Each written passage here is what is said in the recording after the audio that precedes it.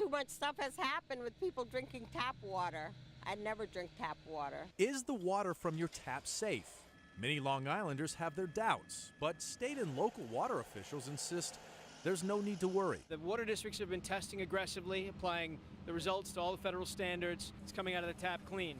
That doesn't mean our job is done. The job isn't done because there is plenty of contamination in the source of our water. Long Island's drinking water is held like in a sponge in the aquifers, in deep layers of underground sand. And the aquifers are threatened by decades of unchecked industrial development. The contamination that we see in our groundwater now were really due to activities that have occurred 40, 50, 60 years ago.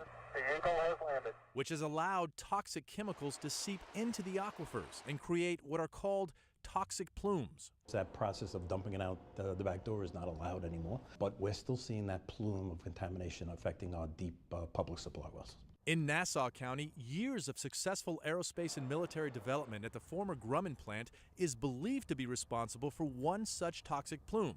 It now threatens the water supplies of Bethpage, South Farmingdale, and Massapequa. The public obviously is understandably concerned when they hear about a contamination problem this big. And that's prompted action in recent years by state and local officials. The progress is going along, but we got to move faster. We've got to get this cleaned up quickly. We've got to protect our environment. But to clean up the water, you've got to know what's in it. The water suppliers take that raw water and we have to test it continuously. Here at the Suffolk County Water Authority, there are 7 labs. Each lab tests for a group of contaminants. Now, the county requires 149 contaminants total to be tested. Here they test for 392. Officials admit they can't test for every contaminant, and new ones are discovered every year, many unregulated. What we call new contaminants, emerging contaminants. One such contaminant is a chemical solvent 1,4-dioxane, commonly found in cosmetics and household products. It was first discovered in the groundwater in 2013. Tests showed it present in 70% of the supply wells on Long Island. Because no standards have been set yet to regulate 1,4-dioxane, the state has put together a study to determine how dangerous it is to humans. But studies take time.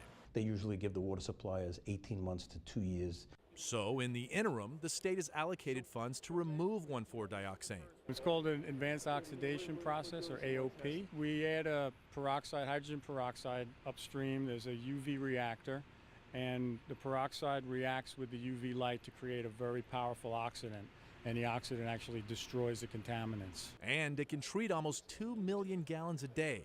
The problem is the cost, about $1.5 million to treat a single well, and installing filters at all the affected wells will take years.